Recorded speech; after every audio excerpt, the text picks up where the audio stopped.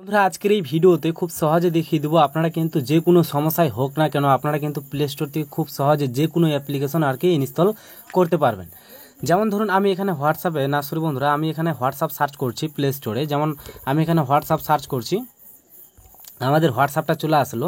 এখানে কিন্তু অলরেডি আমি হোয়াটসঅ্যাপটা ডাউনলোড করে রেখেছি অথবা ইনস্টল করে রেখেছি। বাট আপনারা এখান থেকে যখনই আর কি ইনস্টল আর কি বসাবেন, এখানে ডাউনলোড বসাবেন অ্যাপ্লিকেশনটা, তখনই কিন্তু আপনাকে এখানে একটা অপশান চলে আসবে, পপ আপ একটা নোটিফিকেশান চলে আসবে। সেটা হচ্ছে কি যে ক্যান্ট ইনস্টল, মানে আপনার সেই অ্যাপ্লিকেশনটা ইনস্টল হবে না, মানে সেটাকে আপনাকে সেখানে রিপোর্ট জানাতে হবে, তারপর কিন্তু সেখানে ইনস্টল হবে। তো এরকম কিচ্ছু না বন্ধুরা, আপনারা কিন্তু খুব সহজে একটা সেটিংস যদি আপনারা করেন আপনার প্লে স্টোরে, তাহলে কিন্তু আপনারা খুব সহজে যে কোনো অ্যাপ্লিকেশন আপনারা কিন্তু ইনস্টল অথবা ডাউনলোড করতে পারবেন। তো চলো বন্ধুরা আজকের এই ভিডিওটা বেশি দেরি করব না, তাড়াতাড়ি শুরু করি।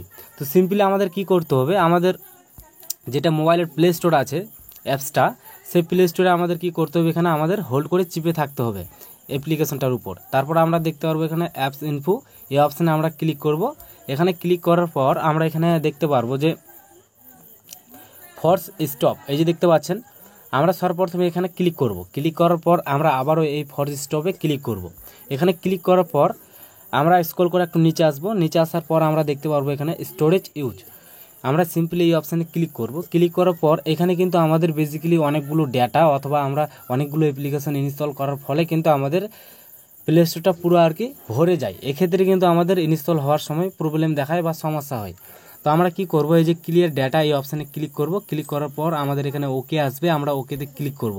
ক্লিক করার সাথে সাথে কিন্তু আমাদের যেটা প্লে স্টোর আছে সেটা কিন্তু আমাদের আগের মতো আর কি নতুন হয়ে গেছে। মানে যখন আমরা মোবাইলটা কিনছিলাম বা প্রথম অ্যাকাউন্ট তৈরি করছিলাম এই প্লে স্টোরে, সে সময় কিন্তু পুরো নতুন থাকে সেরকম কিন্তু হয়ে গেছে, মানে যতগুলো ডেটা আছে সেগুলো কিন্তু সব ক্লিয়ার হয়ে গেছে।